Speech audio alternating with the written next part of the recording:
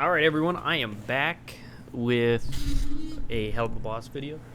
We're going to have to take intermission in between, so just letting you know ahead of time, there will be a small break twice in this video, but let's get started. This is MangaKamen's Helluva boss's terrible characters. Oh boy.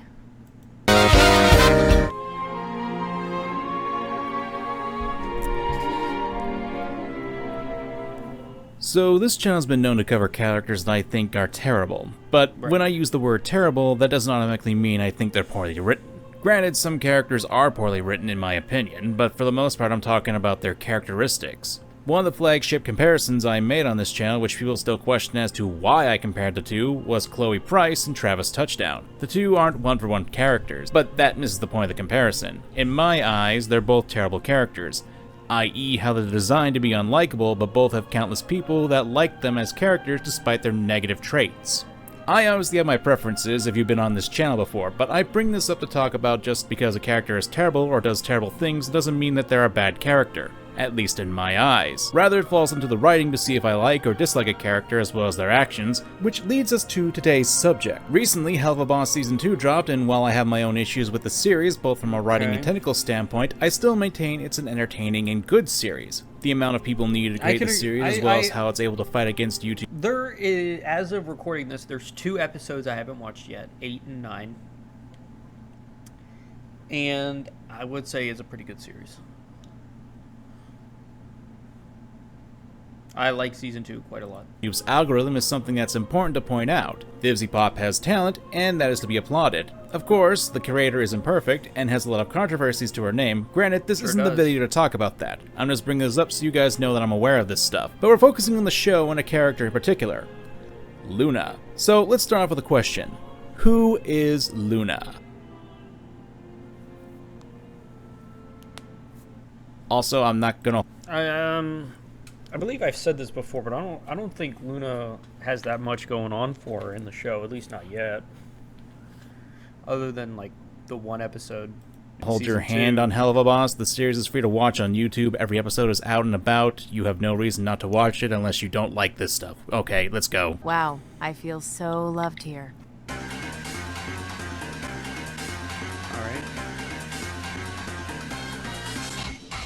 I'm gonna be frank. Luna's a bitch. I got you a little something. Is it a cure for syphilis? Oh. Then I don't...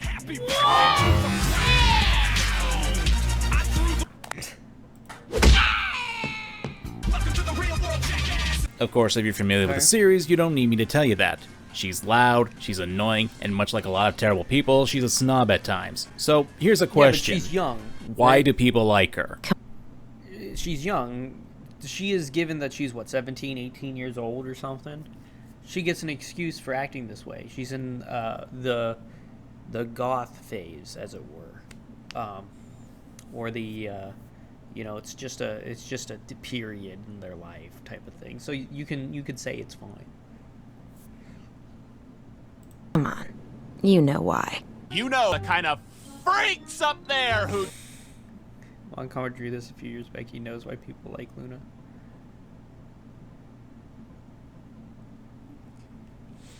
Dude, this guy's actually, he drew this? That's actually really impressive. That's super cool. drool all over you. Yes, well, let's sidestep that for now, and let's really consider Luna's status as a character, shall we? Honestly, if there's one thing that VivziePop is really good at, it's character design. Not only are the designs of her characters rather creative and have a unique style to them, but they also offer a lot more once you consider the setting they're in. Luna is no different in that regard. He's in Hell, the bottom ring of Hell no less. The place where sinning human souls go. Throw in the fact that VivziePop herself said on a live stream, top of the food chain is Lucifer, and he's like the runner, you know, he's like the king of all of it. Charlie's underneath him, which is his heir. Underneath him is the 7 deadly sins, and underneath them is the Ars Goetia, and then underneath them is the overlords. The overlords are underneath them. Then underneath the overlords are the regular sinner class, and then underneath them is the some of like the succubus and the incubus and some of the other demon classes in hell. And then on pretty the low bottom is like imps and hellhounds are like kind of the bottom of this society, which is why Helluva is about the imps, because it's basically like the working class of this entire society, and they have all these other classes above them. Like even So, if this is Vivzy Pop's actual words, the show's about classism and somewhat racism, right? Is that what she's saying? No, it's probably more like, if you know India's classism, it's more like that. I think it would sinning be. class is technically above them, and they have to work It is about the classism. retail okay. jobs, or like the whatever job in the sinner's world. They're the middle to lower class. Yeah, exactly. Imps and hellhounds are on the bottom of society. Hell, there are some points where she's just referred to as a hellhound. Y'all haven't met my boss Blitz and his hellhound. I'm not just his hellhound. Yeah, she's my daughter. Only on paper. Now, we need to consider some interesting thoughts here, because you've got a lot of potential to really make Luna into a dynamic character. You've got a character who's on the bottom of the social food chain, so to speak. Someone who was adopted by Blitz, thus making the implication of an orphan background, and since we're in hell, it's possible that she didn't have a happy childhood. And considering that we've seen in episode 1 of season 2 of Helluva Boss, even a character like Blitz still had more of an innocent side to him when he was younger, even having a brotherly relationship with Fizzaroli. So you have the makings to show how a character becomes this way. Hell, Luna's adopted by the arguably main character of the show, and that could be leading to some interesting developments. Like, was there a specific reason Blitz chose Luna? Why does he have such strong feelings for her despite the fact that Luna is more than willing to browbeat her father, quote unquote? Is there some sort of distaste between hellhounds and imps, and does that play into the character itself? That's one of the strengths of Vivzy Pop's world building too. It Both Millie and Moxie don't really like Luna, do they? opens up a lot of potential questions that can lead to a lot of great character moments. Granted, I don't care for some of the information being presented in materials outside the show itself, but hey, that's just something I have a problem with concerning a ton of other IPs too. So this raises the question, He's who is absolutely Luna? right. Supplementary material sucks. When I do my Ruby reactions, which may or may not out when I do these, I haven't restarted them. I was debating reading the books. I have all the books. I was going to read the books on a video, and I'm just not sure if people would want to watch that. Why is she like this? Okay, she didn't do anything wrong. It's thinking Rafa. Now before I continue with this video, I need to make it clear by the time you're watching this, that depending on how quick I can make the assets and how fast my editor is, I'm working on it! it's possible that my complaints will be answered. Whether or not that's the case, time will tell, but these things can still be applied to the first season. So, Luna, you've got a ton of potential, tons of questions, and obvious fur bait that has drawn the attention of a lot of people. Don't deny it. Shut up, dear furry! But the problem is that up to this point, we barely have anything to... He is a fur bait, come on. Look. There's nothing wrong with like a little furry on the side, right? You know? Is there anything wrong with that? I don't think so. go off of with her. There's hardly anything to her backstory outside the occasional glimpse here and there, and that's really the biggest problem I have. Hell, the fact that Luna's position as Blitz's adopted daughter and co-worker for the Imps should involve a lot more development for her. Foxy, stop shaking! You're gonna shoot our only hellhound. Wow, I feel so loved here. Now, that's a joke, but considering other aspects in the show as well as how Luna gets referred to as just a hellhound later in the season, I have no doubt that it's going to come up in the series in Season 2. But Season 1 doesn't do anything with it. Luna is a flat character in there. Now, I do intend on talking about Episode 3 and 6, since I know for a fact that people are furiously typing in the comments to defend Luna, yeah. but before that, I need to talk about character development and the types of development that there are. This isn't a be-all, end-all, but typically characters tend to fall into 5 different broad types in writing. Dynamic, round, static, stock, and symbolic. To give a brief overview of what these character types are like so you can follow my logic going forward, dynamic characters are ones that change over the course of a story. Round is a major character that shows changes and has the ability to change from the moment we meet them. Static is a character that doesn't change all that much over the course of the story. Stock is a character with fixed personality traits, and symbolic is when a character represents a theme or concept more than themselves. Now that I've brought this up, let's talk about Episode 3. I won't be explaining the full plot, but notes are that Luna gets a crush on a new hellhound, Vortex. Vortex works for Blitz's ex, Verosica, and hijinks ensue. It's a premise with potential, and this is the first time that we as the audience see Luna in a different light, and not just the human form of her. We see her feeling. Yeah, we see her act like a 17-year-old. Because that's what, you know, she is. an emotion outside of just being an angst bitch. Hell, we even get this line. Oh yeah? I wish I had friends. I mean, I don't have friends. But nothing really comes from it. Okay. Like, a line like that should cause some sort of realization for the character, but nope, nothing. Now, you can say I'm being nitpicky, and fair enough. It wouldn't be the first time I was reading too much into smaller things, and how something like that could shoot me in the back simply because I stated. Not again. But I would argue that this could have been used for character development, even on the smallest of levels. I mean, if people are willing to take even the smallest aspects of a show and roll with it, why not lines like this? Especially if it could be used to craft development for the characters. However, you want to know what isn't character development? Learning that Luna can express other emotions other than bitchiness. That is not development. That's expanding the character, and there is a difference. Development has the character grow from an action, and then expand. He's right. Luna never got out of her phase, her strange, angsty phase, even though we've seen other forms of her. Expanding the character just shows they have more to them than just their initial character traits. To make it easy to understand, it's like thinking a character who likes coffee also enjoys boba tea. That's just learning more about the character, not the character growing or developing from the events in the story. Just because we learn more information about a character, that doesn't equate to the character gaining development. Now let's get to a more murkier example. Fuck, Blitz! Why can't you stay out of my face for like 5 minutes? Because I adopted you. And that should mean something. Oh, what does it matter? You're not my real dad. I was almost 18. It still counts. Well, it shouldn't. I didn't need you then, asshole. I don't now. I'd argue that this isn't development either. This is more or less providing information about Luna and Blitz's relationship. And we also learned this isn't the first time this has happened. Blitz, Enjoy your break, Looney. I'm gonna go kill something. Damn, girl, that was savage. Yeah, you really. You okay? She Yeah, did hurt I'm his feelings fine. there. he'll get over it.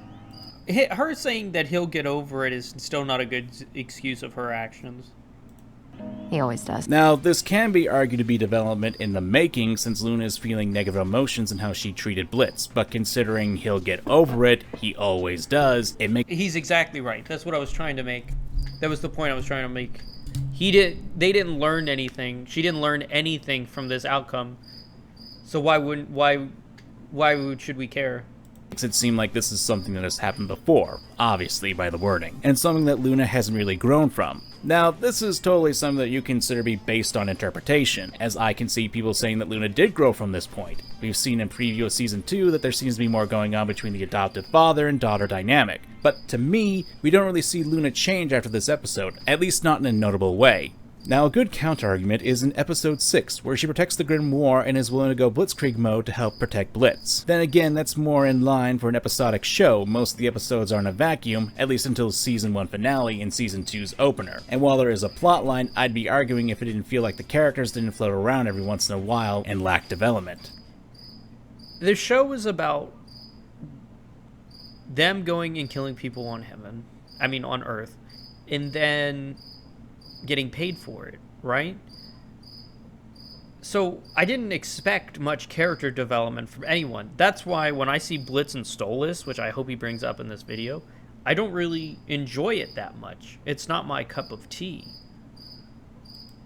To make it clear, I'm not saying that expanding on a character is a bad thing. Being able to learn more information about a character is good. As stated before, though, information such as Luna's Skill, greatness, thank you so much for being here. saying she doesn't have friends or that she and Blitz are getting into arguments are things that expand upon the character, and more information on that character is good. But we don't have the why. That's the biggest issue. Why is this character like this? Why is Luna a bitch? Why is Blitz fawning over Luna? And to make it clear, I don't hate Luna as a character. She's got a lot of entertaining moments. Okay, I'm here. But most of what we got is preparation. She's just a side character to the show. I don't think there was much to her. For development, meaning there's a good chance that the character is going to get development that I want her to get. It's the rub of talking about an ongoing series that your criticisms can be negated or confirmed beforehand, but there are still criticisms that can be levied. Don't panic, Moxie! I'm not panicking, because hellquakes don't happen. Stop getting hysterical, fatty! However, the biggest issue is motivation, and a lack of reason to why Luna is the way she is. Again, I admit it's possible at the time of me writing this we could get an episode immediately that slaps my entire video's issues into the dirt, and hey, if that does happen, then I'll actually be happy with that. But let's continue with this section. Let's consider Luna's treatment of Moxie. This is fucking beautiful. Clearly there's something going on, and I'm not hating on Luna for treating Moxie terribly. I've seen a few people say that's why they dislike her, and hey, fair enough, but again, why does she hate him? Is there something going on between imps and hellhounds? I don't know. No, it doesn't seem like that at all. I don't see anything that provides that information. Oh, Granted, a lot of the show's focuses on the imps and Stolas. Lots of owl demon. No, permission not granted. It's why I consider Luna to fall into the camp of static character, with slight chances of a round character in the mix. She's a character that hasn't really gotten a chance to grow, and for a character that's in the main group, I think that's kind of sad. Then again, you can say the same thing about Millie. Millie's a good character, and as a couple with Moxie, it's a fun time. However, there have been times that Millie gets sidelined in order to make Moxie look better. Actually, that's a good thing to bring up right now. So if there's one established character trait amongst the group of imp, it's that Millie and Luna don't like each other that much. Most of it stems from how Luna treats Moxie like garbage, with the possibility of prejudice being between imps and hellhounds being a factor there. The only reason you have a wife is because you're easy to manage. No, he's not, you bitch! So the two characters don't like each other, and that's pretty much a good character dynamic right there. And we get to episode 6 where Blitz and Moxie get captured by agents. Luna and Millie need to work together, putting aside their differences in order to save them. This is actually a very common trope, where two characters who have been known to be at best incompatible with each other, or at worst enemies, will put aside their differences in order to succeed on something. Albeit at times it's not so easy to do, but the characters will often put aside their differences after a little struggling and allow the two to co-op with each other for victory. It's an older trope, and one that's very clearly effective, allowing characters who hate each other, or such, learn a bit more about each other, and sometimes become even a little bit closer in the process. Hell, even getting a mutual respect for each other, even if it's small. That's something I really wanted to see with this episode, and by doing so, you could have given both Luna and Millie some development. And while they still could dislike each other, and Luna could still be a shit to Moxie, there could have at least been some level of respect given to each other.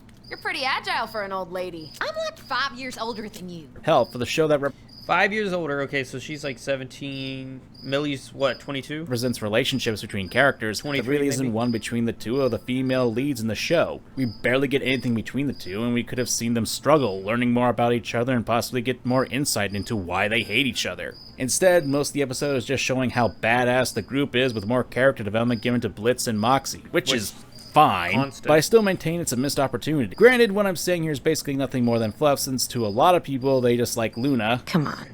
You know why. Hell, a lot of people just like how the characters are. I don't mean to come off as downplaying the development that is in the show already, but I see missed potential and opportunity to make the rest of the cast shine. He's definitely right. There's missed potential everywhere in this show. Everywhere.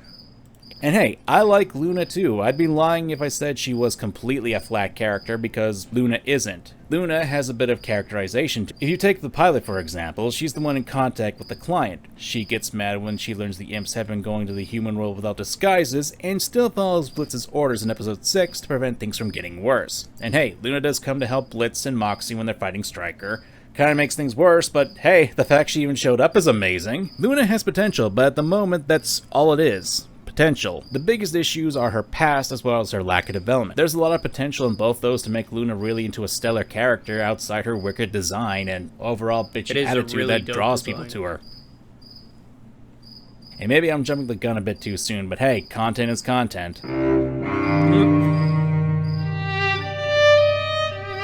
So, what's the point of this video? Well, aside from giving my editor a paycheck, I do honestly like Luna as a character, but all I can really say is I like her design as a character, not what makes her into a character. As I've been saying throughout the video, there's a chance that maybe real soon that we'll have more development and explanation for Luna's past. I want to see that potential fulfilled though, because hey, Luna's got a lot of interesting materials to work with, and she's got a large amount of fan base that may or may not be raising their pitchforks at me for this video as I speak this right now. Shut it! Oh well, I guess we'll find out soon enough. Bitches.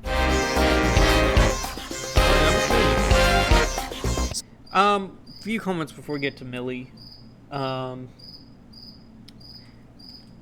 Stolas has the opposite problem because he has too much screen time, which makes him worse. Luna, I can't fully hate other than she was underutilized. And then in season 2, because this was made before season 2, I think her and Stolas' daughter, whatever, Anastasia, I think is the name, is a great combo. They did a great job together. And I think it's absolutely fine to say that they're, well, good. Also, I'm glad he's doing Millie next, because Millie literally is just one half of Moxie, and I can't think of anything else that Millie is good for other than making Moxie better. But I will be back 2 seconds. Chillax, I'm going to play the video. We'll be right back. The last time we talked about Luna from Helluva Boss, and how the big issue I had with the character was that she lacked the actual development that was being made, and how she was, at the time of me making the analysis, a flat character. And the reaction to that video was... We're in the money, we're in the money. We've got a lot of what it takes to get along. Not what I was expecting. Hence, I figured that we keep this up and talk about a character that I briefly mentioned in that video, and expand upon my analysis with said character while Season 2 is being made, and give my hopes for it. That character is... Millie.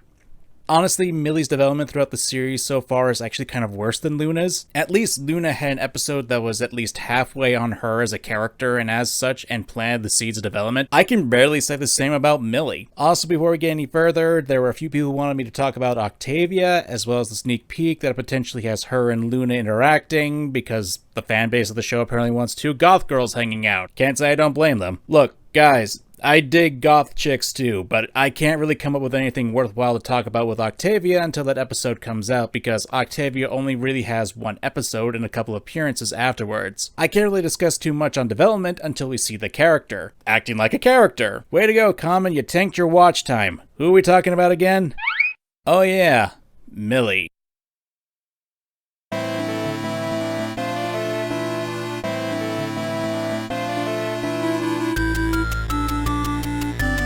So, Millie, the third member of the IMP field agents and wife of Moxie. My wife! Look, let's get this out of the way. Despite the name of the video, Millie is not a terrible character. Sure, she can be loud, she kills people, and can be confrontational, but that's not a complaint. I'm a guy who loves characters like Travis Touchdown, and he's all those things as well in the first game.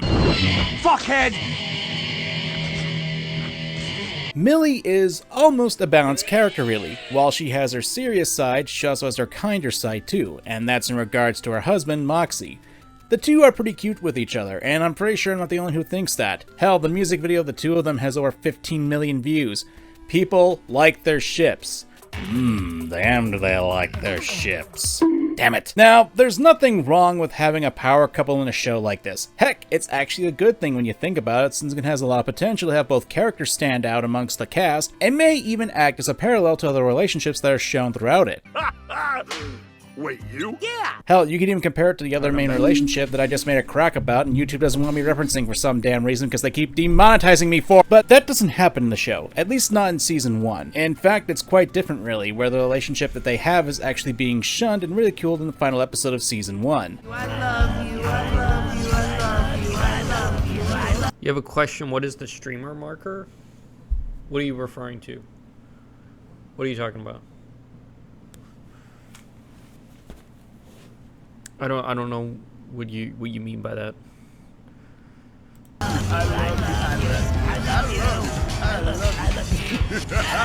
Now, I get it. We're on Twitter. Now, I get it. We're in hell. Sorry, easy to mix the two up nowadays. But I should— Twitter and hell are pretty much the same thing.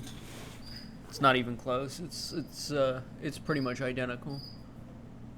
expect the Ring of Lust to be all about the sanctity of marriage, but what I would like is an explanation of the culture and how things work in hell. Yes, I know this is a video about Millie, but this is important, damn it! And I'm leading up to something. Much how like I explained in the Luna video, we've got a lot of questions of how things work. Stuff like how hellhounds and imps are the lower class, and how there could have been some sort of prejudice between the two, and getting back to the Ring of Lust, how and why marriage and love are frowned upon. Especially when earlier in the season we saw Millie's parents who are, well, I assume they're married. Is marriage and good old-fashioned romance frowned upon in the world of sin? Or is it just a bunch of jackasses who just want to have crazy one-nighters? I don't know. I know I brought this up before, but one of the bigger issues I have with Helluva Boss is the world building. Like, I got lucky with a podcast of Vivzy talking about the ranking system and stuff across the— Yeah, this is true. If it wasn't for the comments, I wouldn't have much world building at all. I wouldn't know. A couple of users on Twitter talking about it while doing research. Otherwise, I wouldn't know how this works. No one should be expected to comb through the internet to find information that should be in the series. Podcasts, tweets, live streams, hell, online comics too. It's fine if it's to flesh out the elements of a show and expand upon the concept, because you don't want to bog down your audience with lectures telling them about the working class, because that's not entertaining, but you should at least establish some of these concepts in your show. Now, you may be wondering, Kamen, what does this have to do with Millie? I'm glad I asked myself that. Characters don't exist in a vacuum. When you're writing a story, you need to consider the world as well, since it too is a character. Much like how the people in the real world can be affected by the world of it, or affected, so do fictional characters. Duh. Let's get back to the podcast that had Vivzy Pop talking about the class system. Pretty the low bottom is like imps and hellhounds are like kind of the bottom of this society. Now, what is up with this guy? Helluva is about the imps because it's What was he basically staring the at? working class of this entire society, and they have all these other classes above them. Like even the sinning class is technically above them, and they have to work the retail jobs or like the whatever job in the sinners world. They're the middle to lower class. Yeah, exactly. Cool. They're not even the middle Groovy. class. They're poverty stricken. Things that make me sound like an old man. This is word of God. Let's take this as fact. How does this affect our characters? Sinners More specifically, like the Millie, middle class. because I know there's going to be people who are going to bring up Blitz and Stolas, but that's for another video, maybe, I don't know. Nice. What I'm saying is, the world needs to interact with the characters, and we really haven't gotten too much development on the world and how it really affects our characters. Like, one of the biggest issues I have is how barren the world of Helluva Boss is when you just view the show. Like, there's a lot of stuff that isn't explained, and not everything has to be, but it would be helpful if stuff like the working class, or how the ranking system works, or how the circles of hell work, would be nice to see. Granted, I'd say a halfway decent counter to that is that it would take too much time to make that happen or bog down the episodes. Or you could even say that the relationship between Stolas and Blitz actively shows that with the working class and the elites. And I would counter that there tends to be a bit too much fluff, as well as having development being made that could be considered redundant. Moxie's development to be specific. Yeah, but then again, I would also rather have it like this than have it like how Has Been Hotel has it, because too much explanation is better than no explanation. But we'll get to that later. Now, I bring this up because this is a bit of an issue for all characters. We get the untold story of why the culture is affecting our characters, but there's no actual confirmation within the show itself. Now, this is a criticism you can levy at every character in Helluva Boss. Hell, I specifically don't know what the owl demons do, the Goetia. Hey boss, I think the real pronunciation is... Yeah, whatever. So, now that we've got that out of the way, let's actually talk about Millie. I probably should have used this earlier, huh? I love you, hon. But for fuck's sake. I will not be the first person to say this, and I probably won't be the last, but my biggest issue with Millie as a character is that she's, well, flat. No, not that way. She's a flat character. Like, pretty much the only things that to her is that she's a kick-butt married chick that loves her husband very much, can fight, and has a family. That's Southern. Like, it's not...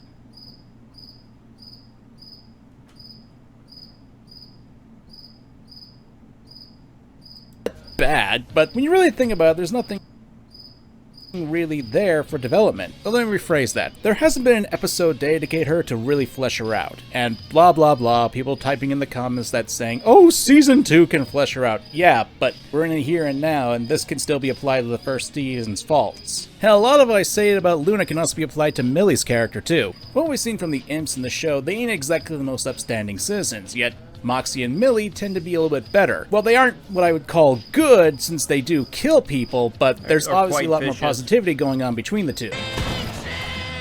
So here's a good question. How did Moxie and Millie meet? What drew Millie to Moxie? Like, we get some of her backstory in Lulu Land, where we learn that she's quite violent in Harvest Moon episode. Yeah!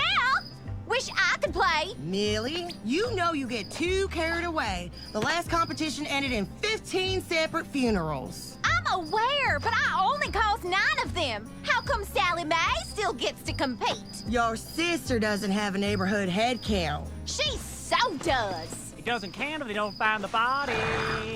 We also learn that she's been married to Moxie for about a year in Ozzy's episode. Again though, this is not development of a character, this is expanding upon the character and their backstory. And there's a lot of pieces to the puzzle that are scared about, but missing at this point. From what I can gather, from what fragments of Millie's past and current actions, she's not shabby with fighting and can arguably be one of the most competent fighters on the IMP team. And has a violent streak. And can kick people's asses. And while she hasn't lost her touch, the fact that she's able to be so lovey-dovey with Moxie flies in the face of that violent streak, showing that she's got a soft spot. And the episode when Blitz and Moxie are being held captive by the agents... So, I have a feeling Moxie was probably on the IMP team before he ever met Millie. Because when we were in the, like, Mafia episode, Moxie was, met Blitz in jail, where, you know,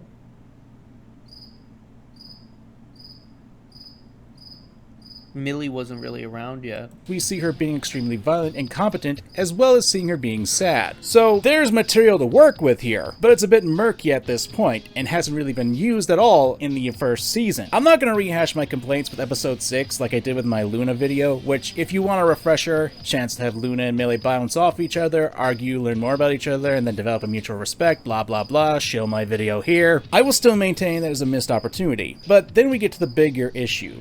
Episode 5. So here's what we can consider. We're in Millie's hometown, we can see her family, we learn a bit more about Millie's past, and can even see a bit of her family dynamic, as well as how her family is worried about her.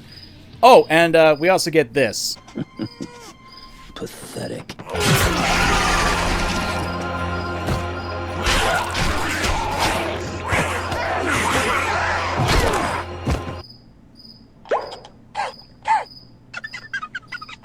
Holy shit! Kind of refers to that whole violent streak and possibly more killer attitude going on. However, the episode quickly turns into a Moxie episode where he has to prove himself to Millie's family, and then turn a bit of a Blitz episode at the end with Stryker trying to seduce him. Ooh, kinky. You need to be stopped! I think what I never thought Stryker and Blitz were going to be together. Personally, I never thought that. Kind of find infuriating is that this was a good opportunity to flesh out Millie as a character and maybe reinforce the confidence that Moxie had gotten early in the season, but no, gotta rehash the character development.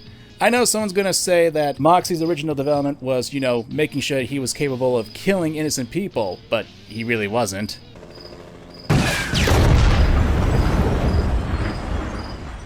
To me, it was more of a confidence issue going on, and while I can admit that, hey, that's fine, confidence is something that you need, but it's still kind of rehashing, if you ask me. I think what I want to see is actually have Millie be her own person. Like, as it stands, she's a wife character with a violent tendency, but that's all there really is to her other than her southern accent, which, as someone who's been living with people with that accent for ages, I'm kind of biased against that. The only for the lack of development for Millie is to actually see her interact with Nothing wrong others. with a southern accent. Is there something wrong with a southern accent? Come on, it ain't that bad. It ain't that bad. Without Moxie. Or hell, I'd be fine to see how the two actually met. Millie is borderline psychopathic with her violent tendencies, so to see how that change was made would be a very fun idea. It is perfectly fine to have a pair of characters in an established relationship, but it's kind of rehashing, if you ask me. I think what I want to see is actually have Millie be her own person. Like, as it stands, she's a wife character with a violent tendency, but that's all there really is to her other than her southern accent, which, as someone who's been living with people with that accent for I find to have a pair of characters and are more in line with the main cast. Like, if Blitz is to be the main character of the show, Moxie and Millie are the primary characters due to how often they show up in the show and story. However, they are not equal in that regard. Moxie's the one who gets more of the development, and unfortunately that makes Millie into a secondary support character. If I really had to put it down, Blitz is the main character, Moxie's the secondary protagonist, and unfortunately, Millie has become a support character, which sucks because it's clear the show doesn't want her to be, because of all the badass moments she has. But from a writing perspective, there's a lot to be desired. She doesn't exist without Moxie.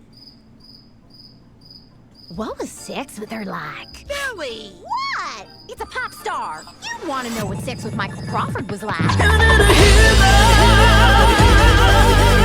It needs to be stressed that a lot of my complaints with these characters, they are dependent on how the second season will go. Much like how there could be an episode that expands upon Luna's character and interaction with other characters and give her development, the same could be said of Millie. I don't think season 2 really helped Millie as much However, as Luna was helped. I'd say that Luna's got a better shot since there's more prominent seeds of development being planted, but Millie's got a bit more speculation to her that makes it harder for me to see how they could improve upon her lack of development or full characterization from Season 1. Harder, but not impossible, mind you. Frankly, if you were to ask me, they should focus on the violent tendencies that were established in the first season and work with that along with the relationship that she has with Moxie. I mean, Millie comes from the Ring of Wrath, and that should be capitalized and explored upon. Hell, look towards Season 2's first episode, you can already see the show is exploring the past of their characters through flashbacks. And, while I'm not too big on flashbacks, especially if they're done a lot, which, God, I hope they don't do for that season, if it's done in the service of characters and learning how to develop, I am perfectly fine with that. If I can make a prediction of sorts, I'm willing to bet that there's going to be an episode dedicated to Millie. We'll probably see her past as a violent assassin or fighter or something like that, and possibly see how she met Moxie. That's a hazard of a guess, though.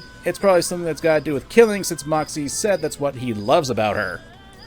Ya freak. If I were to really take into consideration the information that we do have on Millie, that'd probably be the best route to take with the writing and to remain consistent with the pre-established lore of the character. To make another thing clear, there should be more interactions between Millie and other characters while Moxie isn't around. Then again, I'm just making a suggestion in what I want there to be. That doesn't mean it's an actual criticism, just a little hope.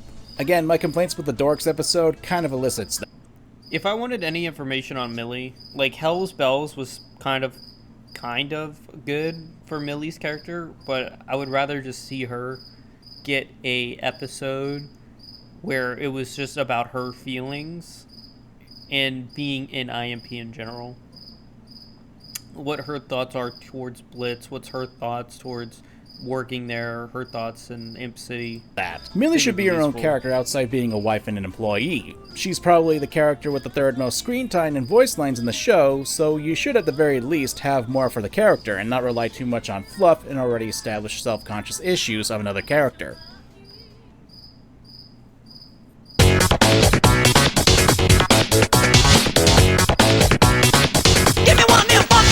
Honestly, one of the biggest criticisms of my Luna video, and one that I actively addressed in said video, was that there's going to be an episode dedicated to the character, and thus my issues with Luna are negated. And the same can be said about Millie. And hey, fair enough. I would argue that misses the major point of my videos though, and that is to showcase how unfair the character development has been divided amongst the cast up until now, and to showcase what seeds there are, and to see if they'll actually come to fruition during the second season. If anything, Helluva Boss is more focused on the relationship of Blitz and Stolas, with the extra side of Moxie, with Luna and Millie being left to the side. Now, you can say till you're blue in the face, but these are issues that He's exactly right.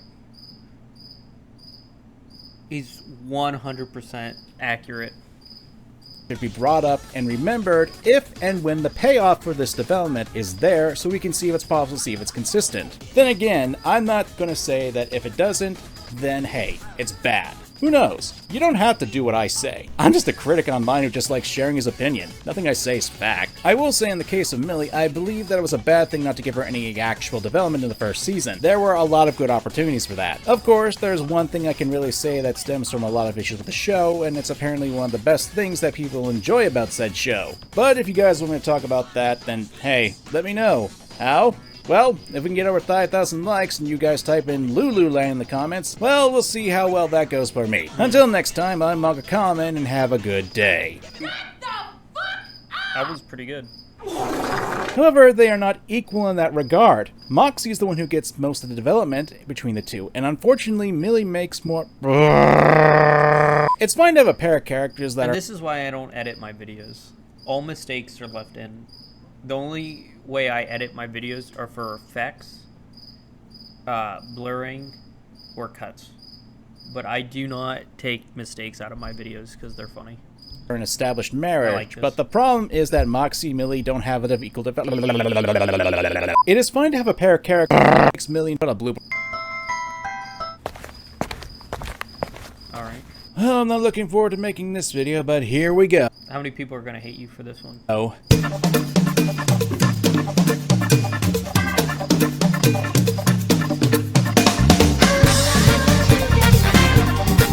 So I made a promise that when the Millie video hit 5k likes, I'd talk about Helluva Boss again. Don't you people have jobs? And it'd be a topic that I'm a little hesitant to talk about. And that'd be the main relationship and one of the biggest hooks of the show, Stolas and Blitz. Oh God, it was one time! Now, I'm an old fossil who's grown up on the internet. I've seen the perils of shipping and It's true, I'm what, 23, I grew up on the internet, and I exist on the internet for basically my entire life. My eternity is the internet. Actual relationships and fandoms, and if you dare criticize them in any capacity, you run the risk of unleashing the floodgates. But if you've been on this channel for any time, you should know that I'm no stranger to getting under the skin of fandoms to the point where they have to slander and lie about what I actually believe, and are too lazy to pay attention to what I actually say. I plan doing this later. Said in the videos too. I understand that I can be quite long-winded at times, can even be considered a windbag, but that doesn't mean it's right to lie about a person based upon an assumption. So we're almost done with me raising the shields, and I want to point something out important. What extensions are good to use? I don't really use any extensions. I just use Stream Elements, Wisebot, Fozzbot, Streamlabs, like for thing, and then I do all of my scenes and everything in Streamlabs. And then I have a stream deck for all my buttons and all my channel points. And that's that any issues I have with said relationship aren't because it's between two guys. There's always going to be that one person who's going to come along and accuse me of disliking the relationship because of that factor, which, no, not only am I for various kinds of relationships in the media, the only complaint about the relationship in this regard that I have is that Stolitz doesn't do it for me, because they're two skinny twig boys that just don't do it. I've got a type I know I like.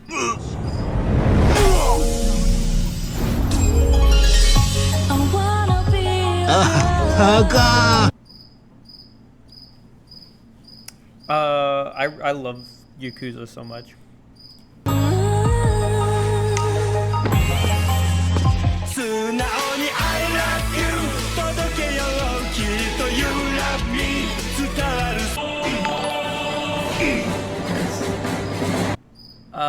Romana Cameron just subscribed. Thank you so much, Romana Cameron. Really appreciate the subscription. And to make it clear, not that it's any of your guys' business, since I don't normally like talking about my personal life on my channel or social media, I consider myself to be bi. You did it. Good job. I can't believe it. I'm proud of you. Because apparently cisheads can't review the show. There, have some... I'm a cishead. Is it okay if I review the show? I reviewed the show. I did a reaction on the show. I thought it was pretty good.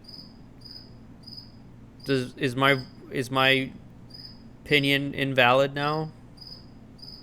Sorry, guys. I guess I'm sorry, YouTube audience. My opinion's completely invalid. I'm sorry I deceived all of you.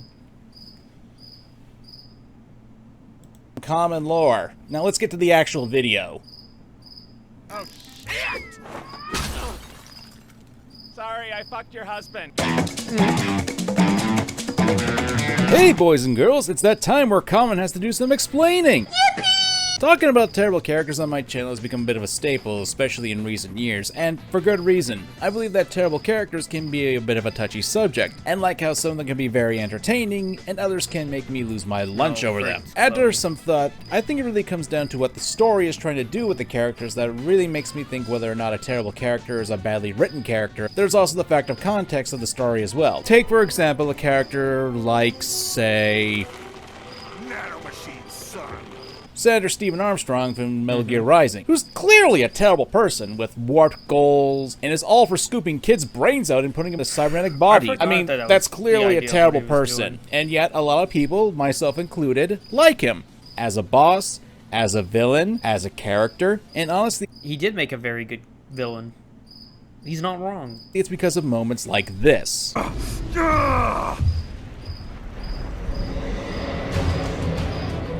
It's a small moment, but it's those moments that can really make a character more admirable, even if they're terrible people. Stolas and Blitz, while both being terrible people, makes sense considering that they're demons, so of course they'd be dicks. And hey, they, like Armstrong, have moments of levity that shine through their terrible personalities. Whether it be through the flashbacks of Stolas singing to a younger Octavia. I don't like that they can get away with whatever they want to say and whatever they want to do just because of the excuse that they're demons, because that's not good.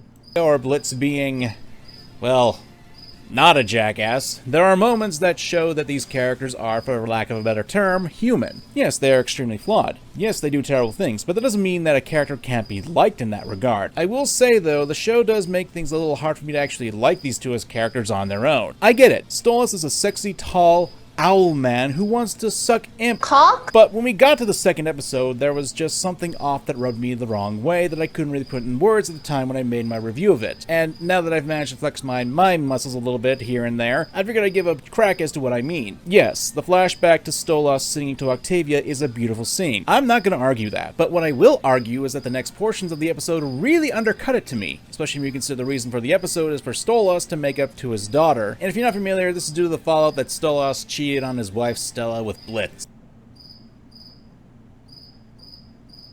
So, Stolas intends on trying to make things up with... Alright, I'll have to be back. We're taking an intermission. I want to continue playing the video, though. ...his daughter by taking her to Lululand. And hey, that's good. It reinforced that Stolas, while obviously flawed for cheating on his wife with an imp, does at the very least want to do good by his daughter. Then this happens! People want our money and our bodies. Oh, money maybe. Speak for yourself, princess. Now, I'm calling the only man who can me.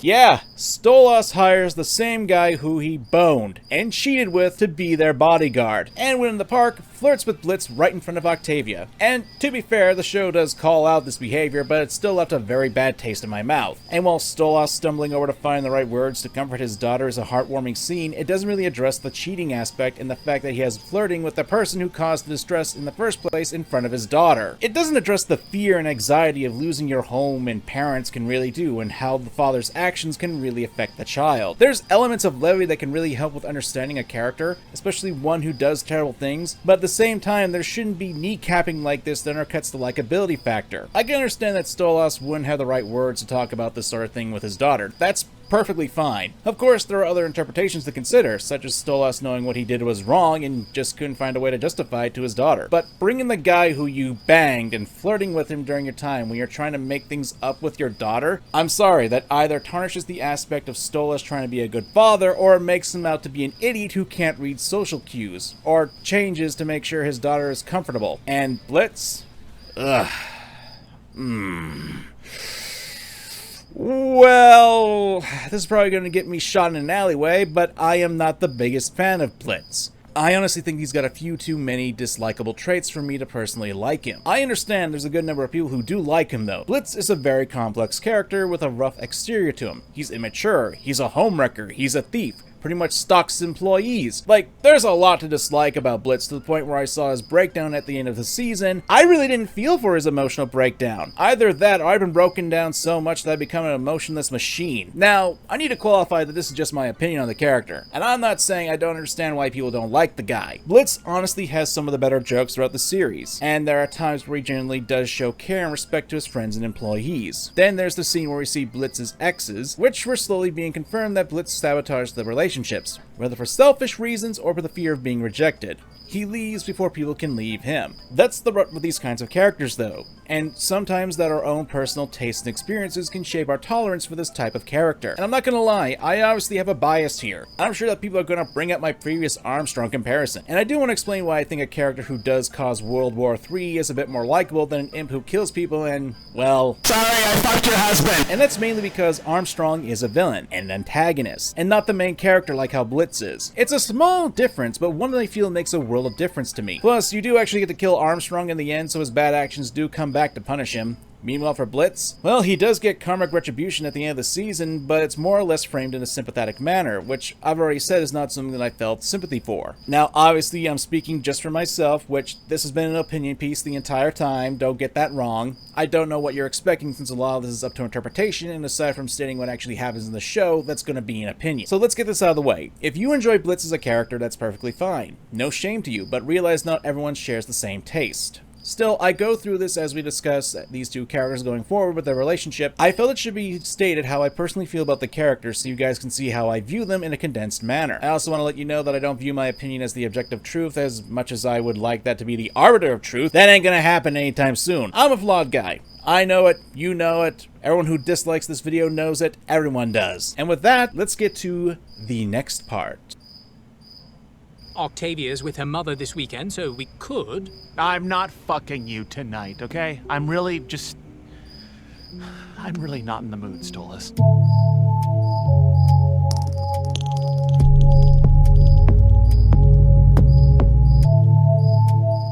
I feel like the scene really represents how this relationship actually is. There's a lot of people who do like these two being together, but I feel like there's a bit of a misconception. There's a difference between lust and love, and as someone who's been in a few relationships, and a long-standing one currently, the difference between love and lust is a mutual respect. If we watch the show from beginning to end, we can see that Blitz has a great deal of disgust to Stolas' verbal come-ons. What? Why, hello, my big-dicked Blitzy. What?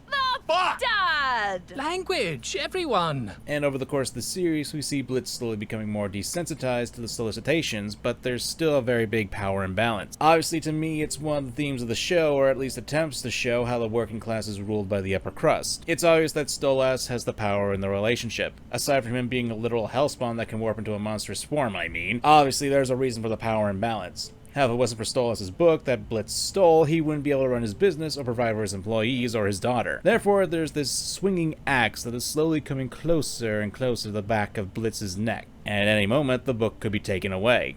So, to placate the owl, Blitz does the one thing that he can do in order to maintain his current position: submission.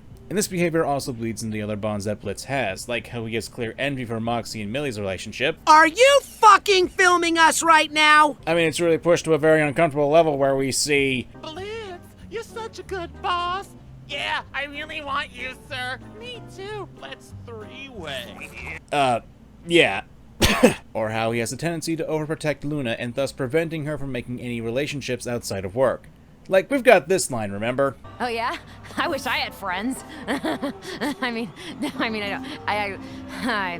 I don't have friends. Now, while I may not like Blitz as a character, this is an interesting viewpoint on relationships. I'm no stranger to relationships that aren't all that healthy, both in fictional sense and, unfortunately, actual real-life experience, too! I've got some scars to prove that. But we'll keep most of my personal life out of this and remain with the fictional examples. What we've got here is essentially an exploitive, toxic relationship between the two characters. Both Stolas and Blitz get something out of the relationship, with Stolas being the one in power. Blitz gets the ability to run his business by using the book he stole from Stolas, and Stolas gets to use Blitz as a sexual outlet and plaything to escape his own tormented life, and mistook that as an actual form of love. I'm at least glad that the show points this out as a bad thing, since, yeah, this is a toxic relationship, and in my experience, a lot of toxic relationships in the media aren't actually painted out to be toxic. It's clear that what Stolas does to Blitz makes the imp uncomfortable. Granted, I feel like sometimes the message gets a little messed up, like in episode 6, where we see Blitz's feelings of being trapped by Stolas, and the episode caps it off with this. Alright, but you're keeping quiet or I'm using those bear traps. Oh, please do.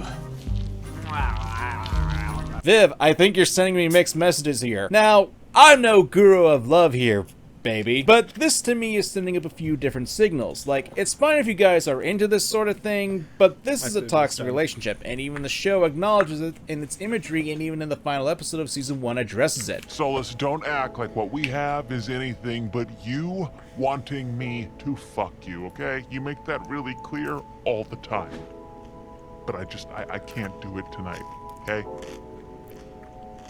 You can like this sort of thing, and I can admit this is probably my interpretation of said events in the show. Nothing I say here is fact. But I feel like you can't really ignore the signs that the show is putting out there for you. And I'm not going to sit here and judge people for liking a toxic fictional relationship. It's fiction. And if I can like fictional characters who do terrible things, then there's nothing wrong with liking toxic relationships that's fictional. It'd be hypocritical for me to demonize people for liking it. I just want people to not ignore the red flags that are showing up in your face about how this is a terrible thing.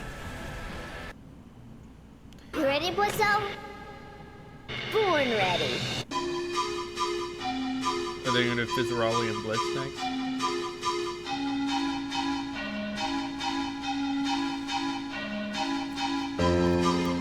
So now that I've got my thoughts out there, I think it's appropriate that we talk about the latest episode of the time of me writing this script, The Circus. If you go on YouTube, it's needless to say, but the episode is a fair bit polarizing if you take a search down YouTube lane. You've got people who are saying it drastically hurt the series, and people who like it and think it's the best episode. You know, average day on the internet. Either way, I'm pinning a target on my back by talking about it, so here we go, boys and girls. I bring up this episode because it's an important episode concerning Blitz and Stolas, since we learned that for one day, 25 years ago, Blitz was sold to be Stolas' friend. Or, you know, slavery. We'll talk about this later, but I kind of want to give my general thoughts on the episode itself. I tend to lean that the episode brings a few problems to the table for Helluva Boss. Thought this was strange. That they met for one day, 25 years ago, and somehow Stolas remembered him. And then they started a meaningful relationship over that, even though he tried to steal stuff from him? Example is... I tried so many years to make it comfortable for us, to have this family, but it was never enough. The only reason I have endured your constant insults and cruelty was for that girl to have a normal life. Like, from a writing perspective, this is telling, not showing. At best, we've got a painting that shows Stolas and Stella with a younger Octavia smiling, but we never got any actual scenes of Stolas trying to actually make things comfortable for his family. Hell, aside from this episode, there was 1 or 2 times beforehand that Stolas actually had a conversation with Stella, on screen of course. I can understand and have a little sympathy for Stolas' situation, obviously, but it would have been a lot stronger to have a scene or 2 dedicated to Stolas attempting to make his family happy and maybe have Stella sniping at him during it. It'd actually make this scene... What do you think the rest of the Goetia family will think?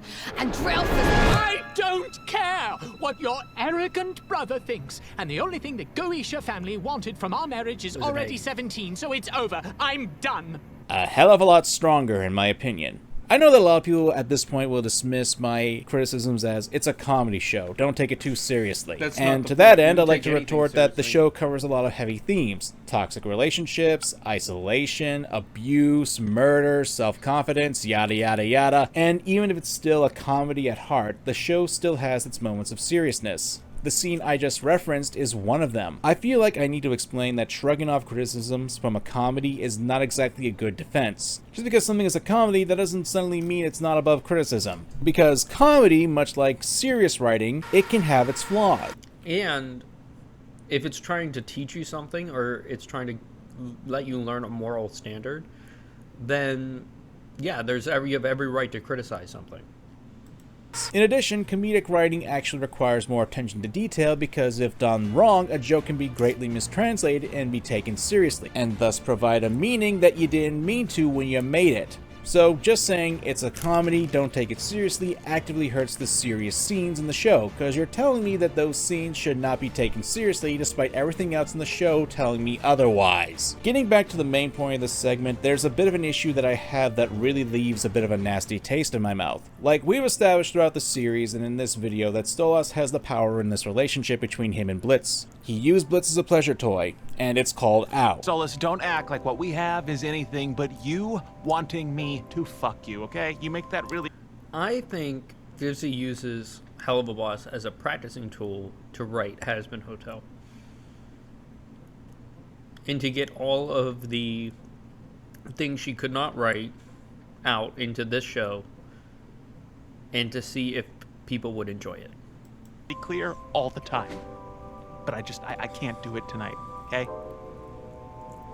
I'm sorry. But then we get this song, and to put it out there, I like the song. It sounds good, it's performed greatly, and the visuals, while simple, are memorable. But I want to draw attention to some of the lyrics. And you walked in my room, and like sparks in the dark, life was suddenly thrilling and new. What's between you and I? Just a comfortable lie. I'm the fool who believes when you look in my eyes. Prince, all alone upon your throne, your power is so What, he's saying Blitz is a frail. prince or You something? raise Like, I didn't your understand voice. You have no choice inside your gilded jail. Now, this right here can be both a good thing and a bad thing in the case of writing. The bad thing is that this comes off as though he doesn't realize that he had the power in the relationship that he had with Blitz. I mean, it's clearly obvious Stolas has the power in the relationship. Duh. And to that end, Stolas had genuine feelings for the imp, even though Stolas practically treated Blitz as a toy to get pegged. This, to me, should have been the moment that Stolas came to a realization, that you can still have these lines, but have him realize that he's perpetuating a power imbalance that he himself is a victim of. In this episode, we learn that Stolas didn't have friends. His life was dictated to him ever since he was a kid, and he was in a loveless marriage. He's obviously the victim of a power imbalance. Instead, behavior was built up inside of him, and he reflected on that power imbalance into his relationship with Blitz. And this is where I talk about how this can be a good thing, because since this is the only first episode of the season, you can still have Stolas learn from his mistakes and come to this realization in a later episode. It's clear that Stolas is going through quite an emotional time in his life, demon or not, and while I do stand that this should have been a moment of realization for him, there's also the context of the scene of this being the same night that Ozzy's when this happens. I mean, I assume it's the same night since Stolas is still wearing the same outfit as the previous episode, but what do I know? Also, I'd like to point out that this is the same guy who thought it'd be a good idea to call the imp you boned to end your marriage to guard you while you have a father-daughter outing, and you decide to hit on said imp. So, my expectations of self-realization for the character aren't that high, especially on a night where he was hit with a lot of emotional, damn it! But, I'm trying to be charitable here. It's still the first episode of the season, and it's entirely possible that Stolas could come to this realization that his actions towards Blitz are a reflection of his own powerlessness. Well, I also think that in that case, they needed Blitz in the series, and Stolas inviting him out to defend him just was a way to get all of them into episode 2. We could defend this as it was a story of a writing standard. To his family. Like, that's really one of the better ways you can really make this character shine to me. And it'd actually be a really mature moment for the owl to come to this realization. Whether or not he gets with Bliss after that self-actualization is another matter. But sure, I could say it would have been nice to have seen something like this before the episode so it wasn't crammed down our throats, but hey, it's fine, I guess. Take what you can get. My other biggest gripe with this episode, and one that can't really be rectified, is selling Blitz into slavery to be Stolas' friend for a day. Now, getting aside that slavery is obviously wrong, that's not really my biggest issue here because, you know, demons, jackasses. What I find to be really hilarious is that the denizen of hell will say that humans are dumb when you got big brain moments like this. No, the other one. Blitzo? Correct. How much? Well, he's my son, so... how much you got in your pocket? A wadded up 5 and a slim fit condom. That's plenty. 12 seconds later. Now listen carefully. You were being brought out to be his playmate, but I want you to steal as much from those rich fuckers as so I brought this up earlier, like in the actual episode when I reacted and reviewed it. The dad could have just asked for a bunch of money from Blitz. From Stolas' father. They didn't need to do any of this.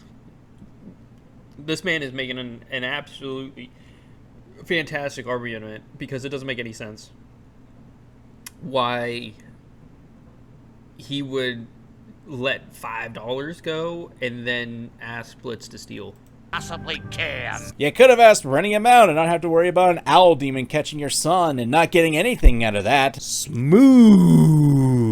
The only other aspect that I find is Blitz becoming Stolas' childhood friend. For a day. It doesn't really add all that much to the relationship, although I do question how Stolas could recognize Blitz with the new scars and about 25 years difference, and drinking during the party that he meets Blitz. If anything, considering this is a toxic relationship in the future, it kind of makes this a little off-putting to me, especially since they were just friends for a single day and nothing came from it for 25 years till Blitz decided to steal the book and peg Stolas so he can actually, you know, get the book. I don't know, there's just something really off right there to me.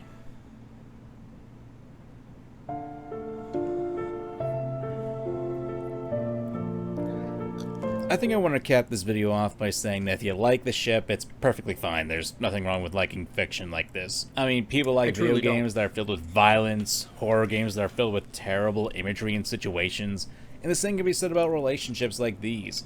If you like Owlboy and Imp here getting their freak on, I'm not gonna judge. I just don't like it. I'm merely looking at this relationship through the lens of a critical eye. Since when it comes to relationships like these in writings, it's a tightrope that you have to walk on to make sure it doesn't come out as terrible. There was a lot more that I want to talk about in this video, but I want to be concise for once in my life. And I want to make it clear that I make these videos to express my opinions on the shows and what I hope to see. Of course, it's always possible that these elements in writing can work in a different way, and I only propose a single solution and analysis in this video. I mean, I could attempt to make a big video where I talk about a lot of different solutions, but not only do I not want to do that, it seemed to be boring to me. That being said, I appreciate you guys giving me the time to watch this video, and let me know what you guys think down in the comments below. I appreciate any and all support you can give my channel, and just giving a comment helps as well. I'm MangaKamen, and thanks for watching. Get the fuck out.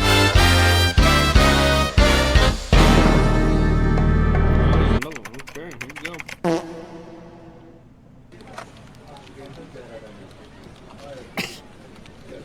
You know, as an online critic, there are two things that I think are to be expected when you make videos, especially if those videos tend to be slightly negative and are based upon still continuing properties. The first is that you'll get some really dumb comments. Duh. The second is you're going to be wrong about topics every now and then, especially when you're a channel with a healthy amount of views, subs, and videos. Not everything is going to be a home run. Now, that isn't necessarily a bad thing. What I mean is, depending on how you levy your criticism, as well as if the materials you're covering are complete or in progress, being proven wrong can be a good thing. Case in point, my last 3 Helluva Boss videos were to analyze what information we had about the characters, I gave my impressions on said information, and gave my hopes on what could be done to improve the flaws that I had with the characters. As such, let's talk about the latest episode. Hi, I'm MangaKamen's, nice to meet ya. Well, I say we talk about the latest episode, but I really don't like talking about individual episodes anymore. I don't think doing a review of something that a majority of people have probably already seen is productive. I mean, what's the point of me giving my opinion on something that others can watch for free on YouTube and make their own judgment call? To me, there's nothing really to be gained for reviewing a show's single episode That's what I do. I like and this is from someone who used to do that constantly. So today, we'll be doing this video a little differently. We'll look at the episode in retrospect and see if it does anything to my past 3 videos about this topic. If you'd like a refresher, I'll be providing links to said videos down below in the pinned comment or description. Or if this is a combination video as I tend to do, well, I'm sure you've already seen those videos up to this point. So let's begin then. Alright, here we go.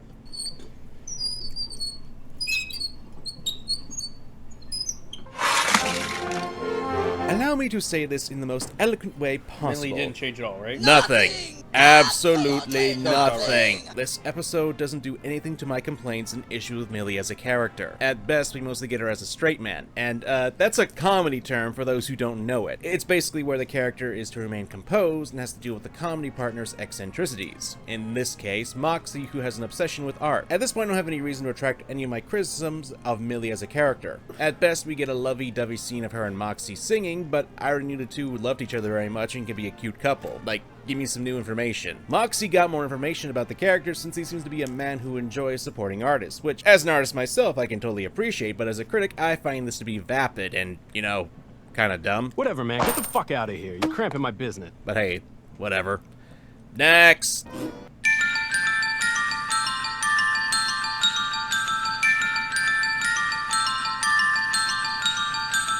Oh boy, I'm talking about shipping again. Stolas and Blitz. We're getting back to mixed signals. Ugh. Now, before you type in the comments, I understand there's a perfectly good reason for this, but it's still something that we need to talk about. On stage is half as good as it is in bed. You'll leave them breathless. Flirting! Well, ain't that just peachy? Those who actually watched my video about Stolas and Blitz's relationship, you will know that one of my issues is the obvious toxic relationship, and it gives me the weird vibes. Especially when we're told and shown that it's very unhealthy, and even more so when there was a blatant falling out at the end of last season. Stolas, don't act like what we have is anything but you wanting me to fuck you, okay? You make that really clear all the time. Am I just supposed to forget that Blitz took Stolas on a date only as a means to spy on Moxie and Millie's date, and need to an escort to do so?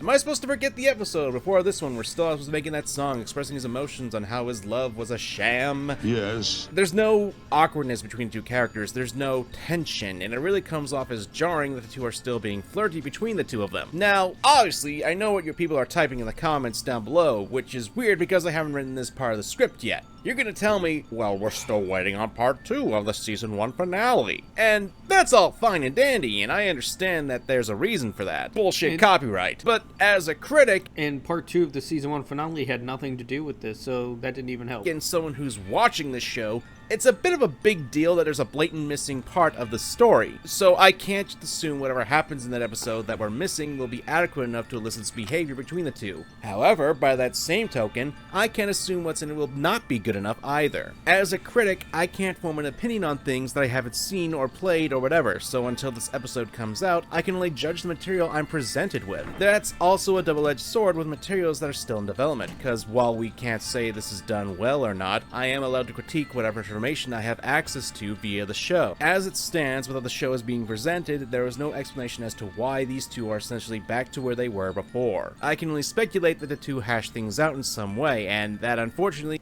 Or nothing. The answer is nothing. They didn't go anywhere. Can you believe it? Leads to something worse. More speculation and raised expectations. So now, if this lost episode of sorts doesn't do it quite right, this is going to be an issue. Also, since we're here, I want to talk about 2 more things about Stolitz. The first is I got a lot of people tell me, yeah, the relationship is toxic, that's the point. You could have fooled me. The show itself pushes the relationship. There's merchandise pushing the relationship. Quite a few people I've seen on social media push it, and even claim that it isn't toxic. Like, you can tell me the relationship being toxic is the point. No, duh, I get that. But I'll also see people defend the relationship and treat it as though it's actually healthy. Those are the type of people it's that not I even find close to being healthy. I think Stolitz just gotta leave the show. Like, I'm gonna be honest with you, I haven't seen 8 or 9 of season 2 yet. You know, but I genuinely, I don't know if I have the will to see Stolitz not grow a set of balls and just leave. And I'm hoping, and I've been told season 8 and 9, there's some stuff in there that may change my mind on things.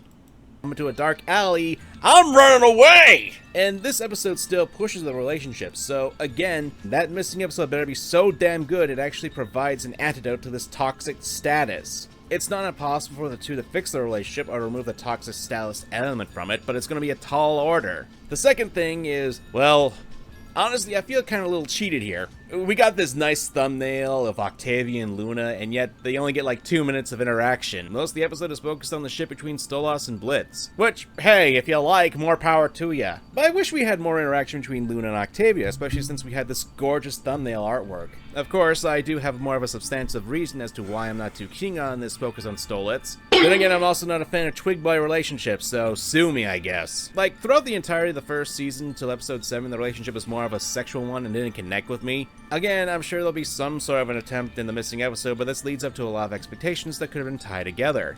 Speaking of... I think this is probably going to be the most positive I'll be about this episode, since a lot of it does help Luna's characterization and somewhat development. I say somewhat because...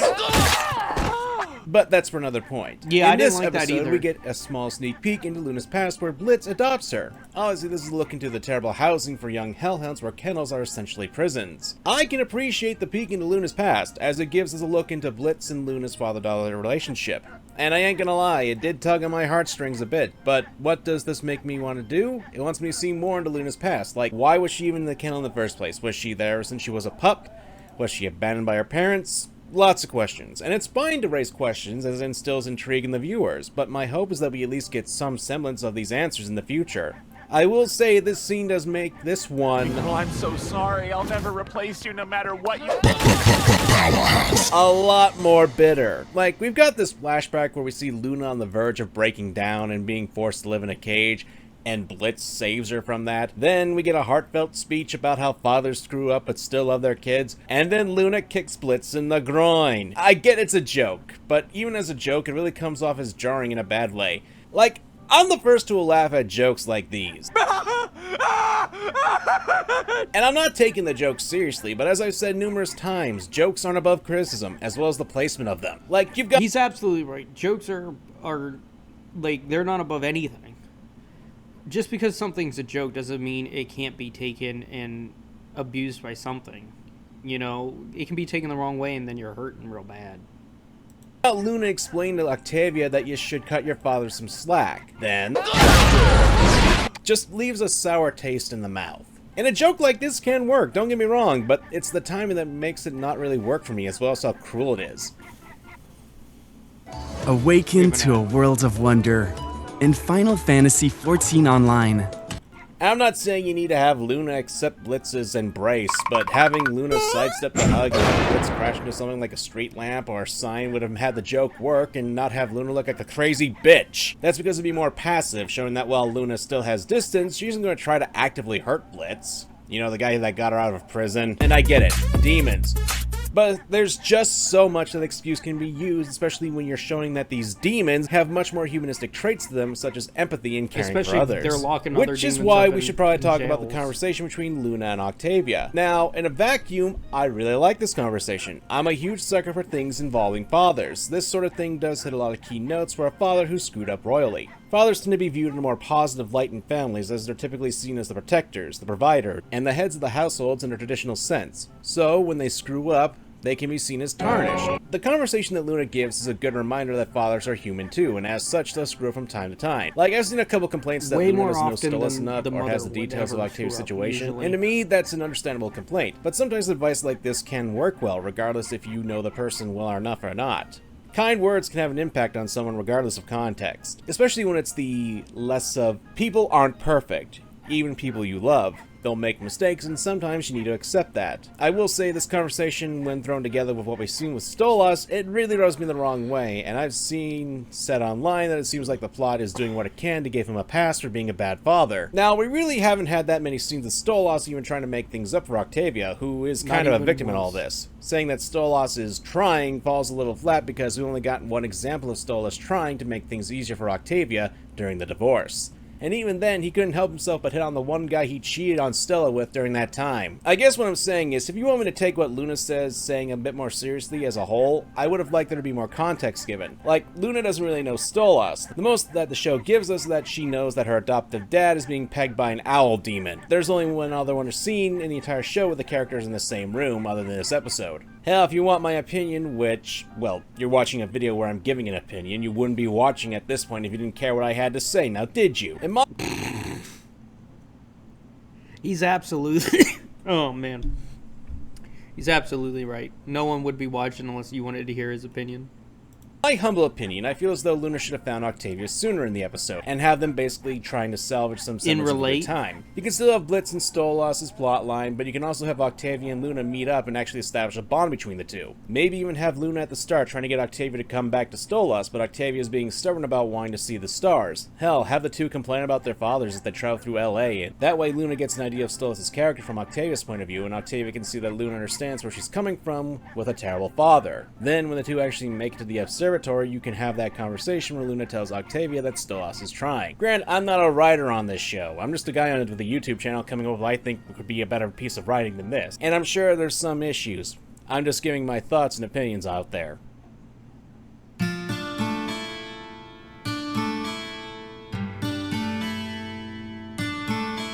I like the episode, but don't expect me to do this every time a new episode comes out. A lot of people have just asked me my opinion on this subject when the new episode dropped, and I feel like I had to do it. I'm still reserving my judgment for this season for at least a few more episodes, and a lot of what I said here is also dependent on that missing episode. Knowing my luck, this missing episode will come out just after this video does, but we'll see how things will go. Which it did. I don't want people to think that I'm against this episode. I think it's a good step in the right direction for the show, but there are issues, and it really doesn't address my criticisms in my last 3 videos about this show. Hell, if I could argue, there are some other issues that do crop up because of it. So do I think I'm wrong about Helluva Boss? No, not really. I still enjoyed the episode. There were moments I really liked, and still at this point, I've had my say, and I'd like to know what you guys have to say down below. Was I proven wrong by this episode? Let me know in the comments down below. But if you don't know what to say for a comment, well, kick to the groin, I guess. Till next time, my friends. Okay, I liked that. This was a horrible reaction video, but, you know, I'm live streaming for 5 hours, and I have like 4 more hours to go. So I want a little bit of an apology. We do have 2 more videos here, and hopefully I'll be a little bit more upbeat. I was starving, so I'm going to give myself a bit of an excuse here. But I really did like this video, and he did give a lot of insights that I agreed with. So yeah, I think it was pretty spot on. But we're gonna take a quick intermission, and then we'll be back for the next video, which is about Stolas, and yeah.